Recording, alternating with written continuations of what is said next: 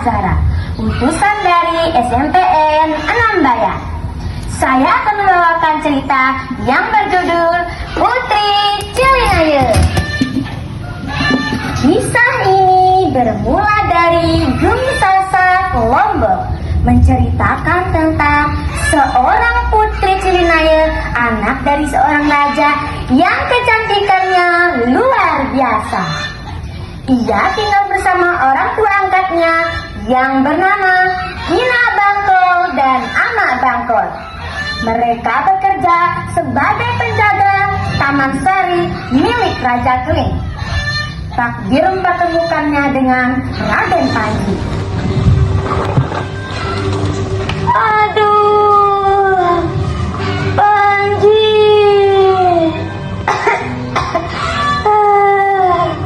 nafasku terasa berat. Ayahanda, apa yang terjadi? Mengapa wajah Ayahanda begitu pucat?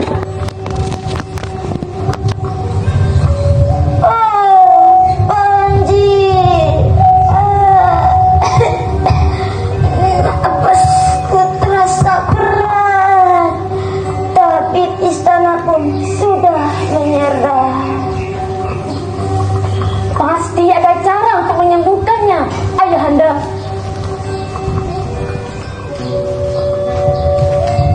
Tadi malam aku bermimpi seorang petapa berkata bahwa hanya satu cara untuk menyembuhkan penyakit ini, ialah hati seekor kijang putih yang suci. Aku tahu ini sangat sulit. Demi bakti kepada ayahnya, Raden Panji pergi ke dalam hutan untuk mencari seekor kijang putih tersebut. Dengan memanfaatkan kepergian Panji, Raja Keling memerintahkan Raden Pati untuk membawa Putri Cilinaye dan bayinya keluar dari istana untuk dihabisi tanpa jejak. Dengan ketabahan yang luar biasa, Putri Cilinaye menerima perintah tersebut. Namun, ia memohon izin agar ia bisa menyusui dan memandikan anaknya. Di bawah pohon ketapang di Tanjung Menangis, eksekusi pun disiapkan.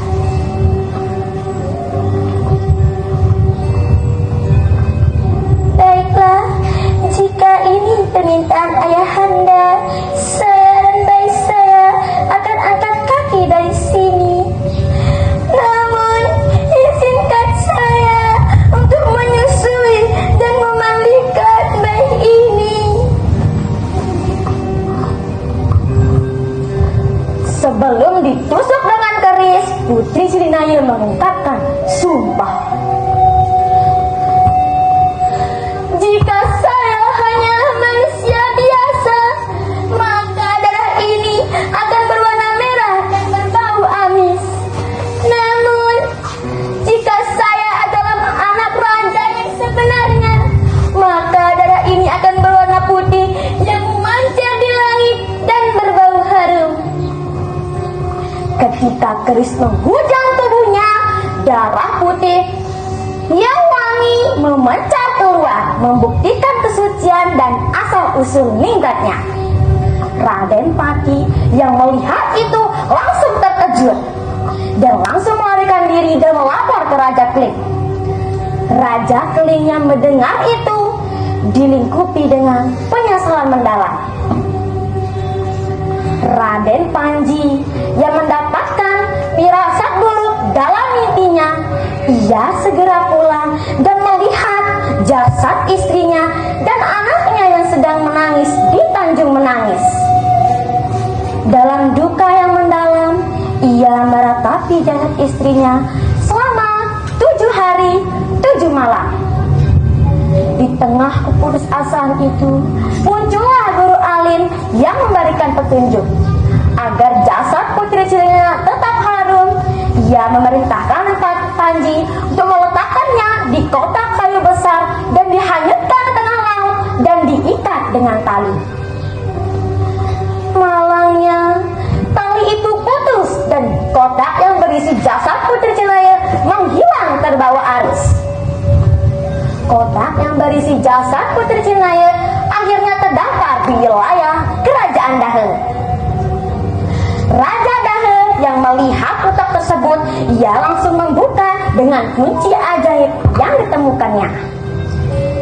Beliau melihat Putri Cilinaya terbangun kembali seolah-olah terbangun dari tidur lelapnya. Ia menjadikan Putri Cilinaya sebagai anaknya. Pesta besar diadakan untuk menyambut kehadirannya. Di sisi lain, Raden Panji, Raden Megatsi, dan para pengikut setianya hidup merana. Mereka bertahan hidup dengan memakan buah-buahan hutan dan berpakaian compang-camping. Raden Megatsi yang bisa berlari dan mendengar suara gamelan dari kerajaan Dahe, ia memohon izin kepada ayahnya untuk bisa pergi kerajaan Dahe. Putri Cilinaya yang mengenali sosok bocah tersebut sebagai anaknya.